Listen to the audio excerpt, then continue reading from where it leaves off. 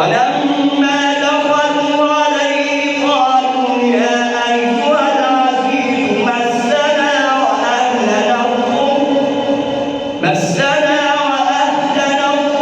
وجئنا ببضاعة مزجاة فأوف لنا الكيل وتصدق علينا إن الله يجزي المتصدقين.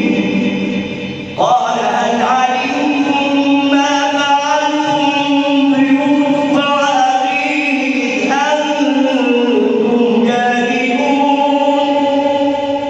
قالوا أئنك لأنت يوسف قال أنا يوسف وهذا أخي قد من الله علينا إنه من يتق ويصبر فإن الله لا يضيع أجر المحسنين. قالوا تالله لقد آثرك الله علينا وإن كنا لخاطئين. قال لا تثريب عليكم اليوم يغفر الله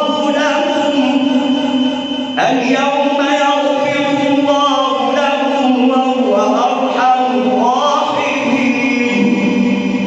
اذهبوا بقميصي هذا فألقوه على وجه أبي يأت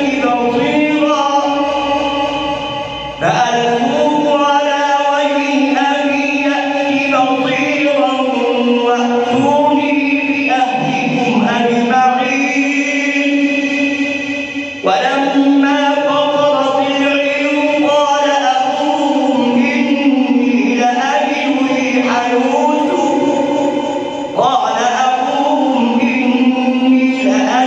ريح يوسف لولا أن تفندون.